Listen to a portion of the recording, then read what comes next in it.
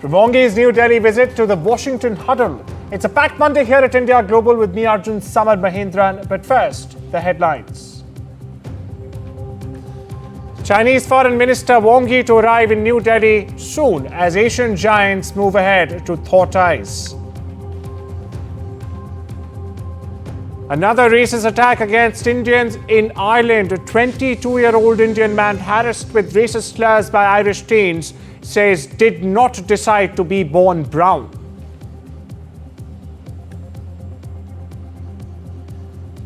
After Alaska's 10-on-10 Putin-Trump meet, Zelensky and European leaders reach Washington to meet Donald Trump.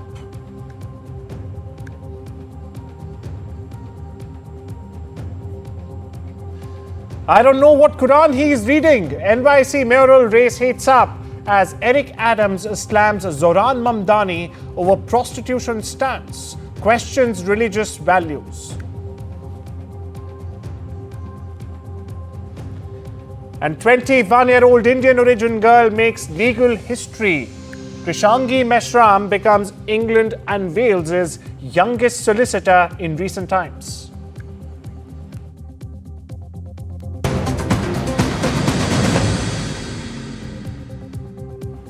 A top focus this Monday on India Global viewers. Now, China's Foreign Minister Wang is set to arrive in New Delhi for crucial talks with top Indian leaders.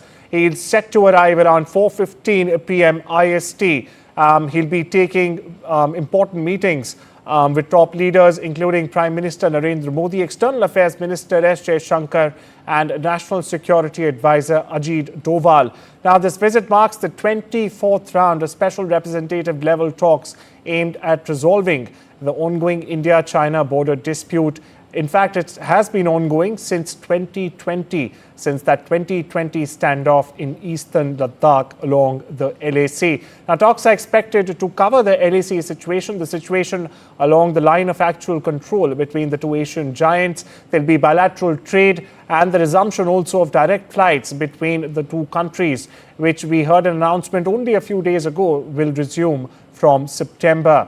Wangi's visit now comes just ahead also of PM Modi's all-important planned trip to China for the SCO summit on the 31st of this month.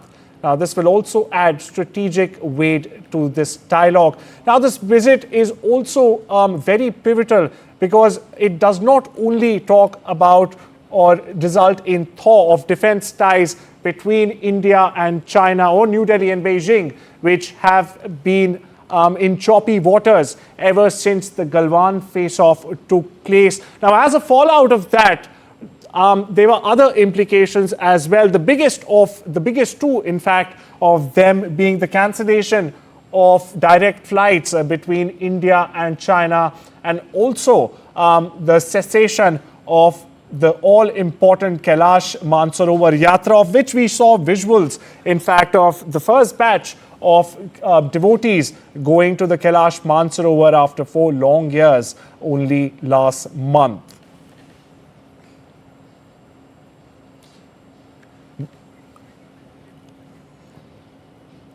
For our viewers just joining in, Chinese Foreign Minister Wang Yi is about to reach India in a couple of hours. Now, his visit comes just ahead of PM Modi's planned trip to China at the SCO summit, adding strategic weight and also value to this upcoming SCO leaders meet, which will in fact take place in China starting around the 31st of August. And to shed more light on this, my colleague Gauri Dwivedi joins me. Gauri, first and foremost, how pivotal exactly and important is this visit by the Chinese Foreign Minister Wang Yi, especially at this time?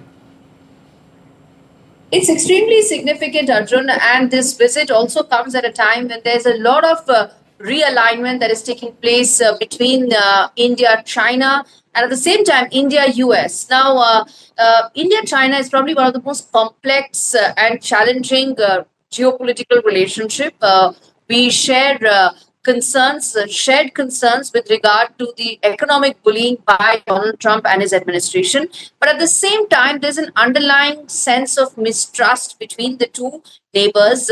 There's been an effort to try and bridge some of that trust deficit, and some positive measures have been made. A lot of this may be incremental in nature, but the incremental progress has also ensured that there will be an upcoming visit of the Prime Minister in China, the first since the Galwan clash.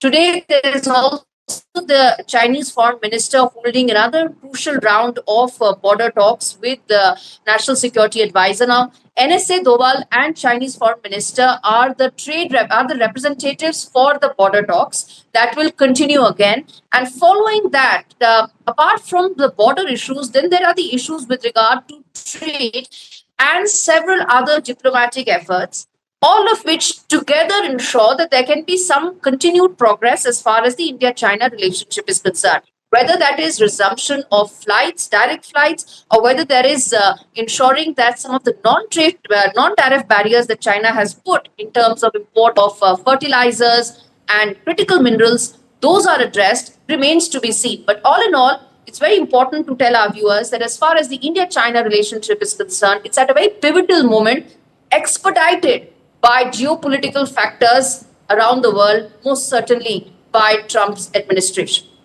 Well, thank you so much for that. Gauri, my colleague Gauri Dwivedi, putting things into perspective just ahead of the Chinese foreign minister's all-important visit to India. And viewers, now we shift gears and take our focus towards the UK, where there's another disturbing case of racism coming out of Ireland. And this time, a 22-year-old Indian man says he was harassed at a bus stop by a group of Irish teenagers.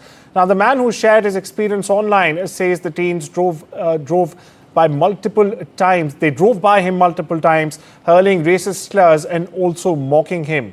One even called him sweet cheeks. Another shouted abuses, all while bystanders stayed silent.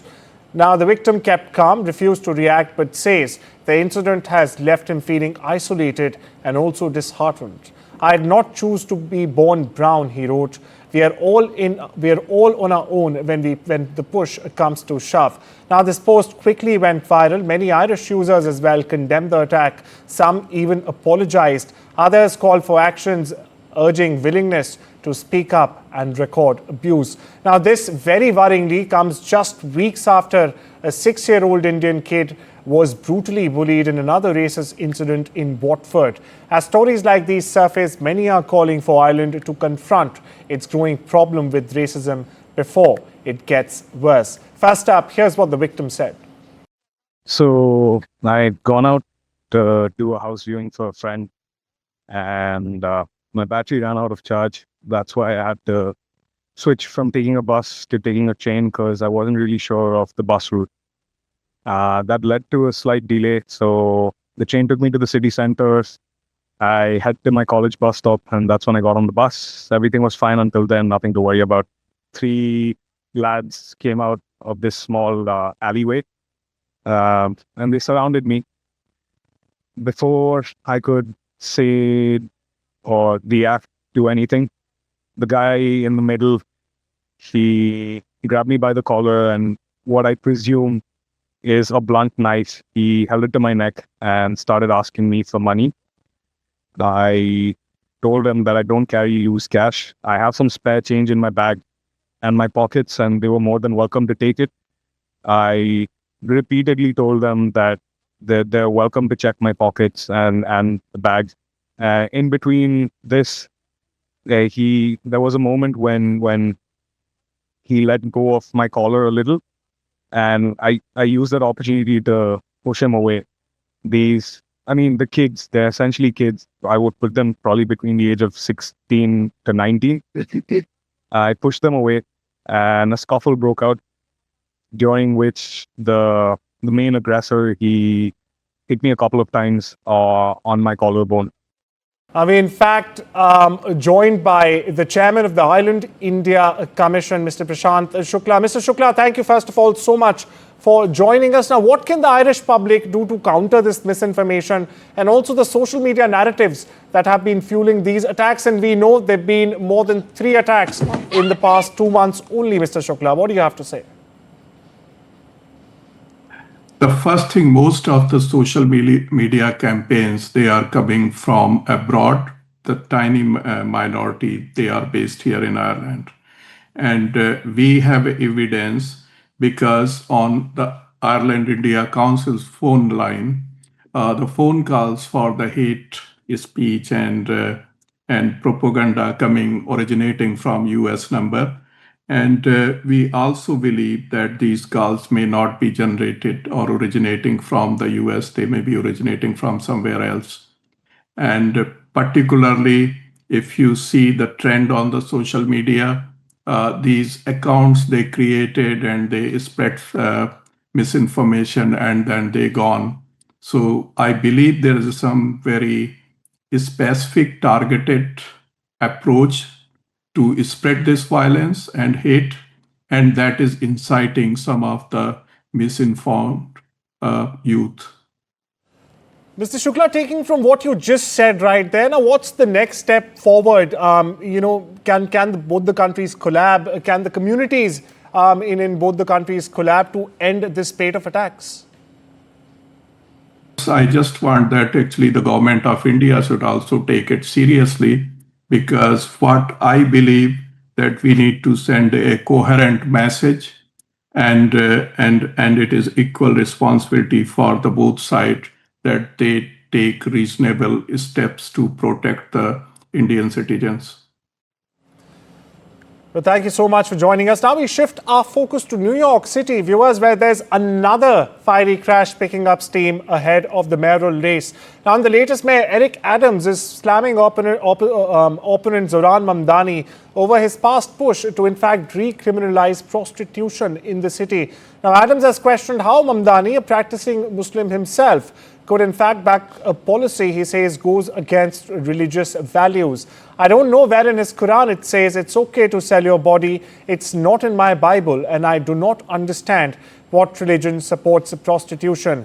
This is what Eric Adams says. Now, Mamdani, a socialist and former state assemblyman, has also co-sponsored bills to legalize sex work around New York. Now, Adams says legalizing prostitution opens the door for sex trafficking and more crime in the city. Mamdani's camp, meanwhile, has fired back, blasting Adams for cutting millions in victim support funding. They say Mamdani would invest $40 million into community safety and also support for survivors. But this heated debate, viewers, as I just mentioned earlier, is only gathering steam. An election day is coming, and so is the battle over what kind of city just New York wants to be. Well, with that, it's time we step into a short break. Much more on the other side.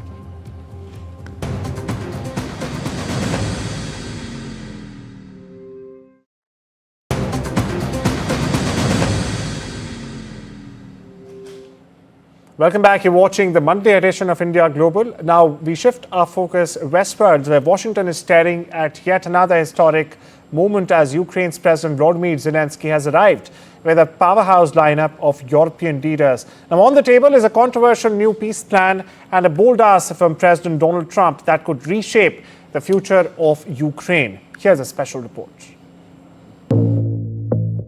Ukrainian President Volodymyr Zelensky touched down in Washington Sunday night, joined by 7 of Europe's most powerful leaders. Their mission is cut out to face a new diplomatic front with Donald Trump. And POTUS isn't backing down. Ahead of Monday's high-stakes meeting, he's laid out 2 non-negotiables. Ukraine must give up Crimea and forget about joining NATO. But Zelensky maintains Ukraine won't be bullied into surrendering land. The Ukrainian president insists that a ceasefire must come first before any lasting peace. Передусім, я не знаю, про що реально говорили Путін і президент Трамп. І я хочу, щоб багато деталей президент Трамп сказав мені, потім європейським лідерам. І те, що президент Трамп сказав сигнал про гарантії безпеки, для мене це набагато важливіше, ніж думки Путіна. Тому що Путін нам не дасть ніяких гарантій безпеки. But it's Trump's private summit with Vladimir Putin in Alaska last week that's raising eyebrows. Trump's envoy claims Putin agreed to US security guarantees for Ukraine, even possible land swaps. But the Kremlin hasn't confirmed a word on it. The Russians agreed on enshrining legislatively language that would prevent them from, or that they would attest to not attempting to take any more land from Ukraine after a peace deal, where they would attest to not violating any European borders. Meanwhile, Russian troops are gaining ground with their biggest 24-hour advance in over a year. And civilians are still paying the price. In Zaporizhzhia, a 15-year-old boy was killed, his entire family wounded. Still, NATO allies say they're ready to deploy a reassurance force the moment fighting stops. Ces forces-là n'ont pas vocation ni à tenir une ligne de front, ni à être engagées sur un conflit chaud, mais à signer une solidarité d'un point de vue stratégique. Ça, c'est le deuxième pilier. Donc c'est ça dont il faut qu'on discute avec les Américains. Qui est prêt à faire quoi? But as war rages and diplomacy tightens, the question remains, will peace come with a price Ukraine can accept? Bureau Report, NDTV World. And to shed more light on this meeting, we are joined by Tina-Teen Akvlediani. She's the research fellow at the EU Foreign Policy Unit at the Center for European Policy Studies. And Dr. Akvlediani, in fact, joins us from Brussels. Thank you so much, Doctor, for taking out the time. Our first question to you. Now, Trump is pushing for a Crimea concession and a NATO neutrality, as we heard. Now, is this breakthrough on a strategic retreat, or is it a massive breakthrough for the West, or is it just a retreat? Well, what we are seeing here is President Trump really wanting to somehow be, ending up into the deal maker for the peace deal. However, one thing that we also are seeing from the leadership of President Zelensky is that this peace should be lasting. Why this is very, very important? Because Russia has hundreds of years of histories to break any ceasefire deal it has been party of. So even if there is a deal, it has to be a very implementable, and also it has to come with the conditions that would push President Putin and Russia to stop violating the ceasefire agreement.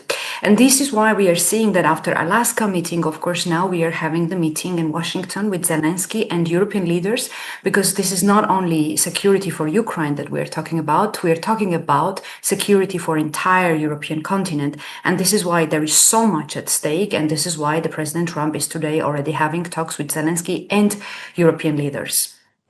Dr. Akvlediani, important point you made there. Now, Russia is also gaining ground while back-channel deals are being made. We had reports that only last month in August, in one day, in fact, it gained around 10 meter squares of territory. Now, does Moscow even want to negotiate in good faith?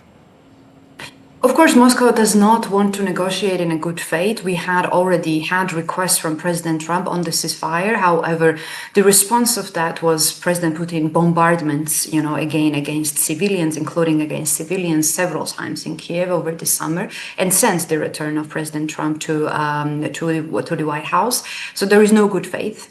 We see that very clearly from President Putin. However, we also see that Russia is really pushing its positions, and the very fact that Alaska meeting has happened, that President Putin was invited to meet President Trump in person. This was already a political win for President Putin. Why this is the case? Because as we know, by the international law, President Putin is a criminal, right? In many countries, he would simply be detained, while at the same time, President Trump was willing to shake his hands and, have these talks against big banners on the peace talks, while President Putin never really showed his willingness to actually ceasefire up until now. So there is no good faith, and so far the Alaska meeting was a political win for him.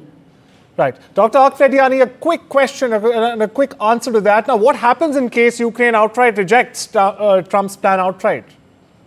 There is no deal. In case Zelensky rejects the conditions, and you see that this is the case because President Zelensky and so European leaders in their statements, we saw they have clearly communicated that the land swaps so referred by President Trump, is really not acceptable for them, or moving territories by force against international law is neither acceptable. So we already see that coming up. We should take them as the red lines, and until President Zelensky or the Ukraine agrees on anything, there is obviously no deal. Well, thank you so much for making the time and offering your perspective on this very important story, I should say, Dr. Akvidyani. We stay with the same story where a Ukrainian marksman from the elite Ghost unit has reportedly taken out 2 Russian soldiers with just 1 bullet. What's more, it's from nearly 2.5 miles away. Now, the sniper used a Ukrainian-made 14.5mm alligator rifle assisted by artificial intelligence and drones to land this kill. The bullet flew an incredible 4,374 yards. That's over 4 kilometers for perspective, piercing a window where the soldiers were in fact hiding. Military experts have also confirmed that the shot was fired near Pokrovsk in eastern Ukraine on the 14th of August. Now, this smashes the previous world record, which was also held by a Ukrainian sniper back in 2023. And this has beat it by over 200 yards. And here's the real kicker, by the way. The alligator rifle was not even designed for humans. It was built to take out equipment. Now it's just made history.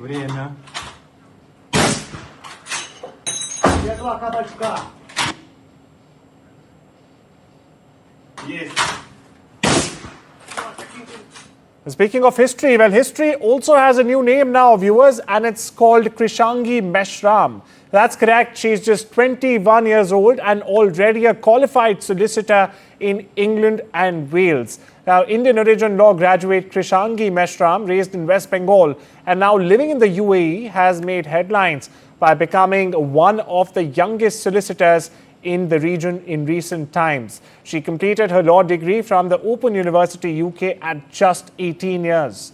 Then a master's and a legal practice course, both with distinction, mind you, by the age of 20. Now, with 2 years of legal experience already under her belt, including time at a Singaporean law firm, Krishangi aced her final solicitor exams and is also qualified in April 2025. Well, what's she doing now, you may ask? Well, she's eyeing top law firms across the UK and in the UAE. But that's not it. She's also passionate about emerging tech law, everything from AI to fintech. Raised in a peaceful spiritual community in West Bengal, Krishangi credits her success to family support and a focus on discipline over competition. Well, that's all we have for you on this Monday edition of India Global. Take care and have a wonderful day.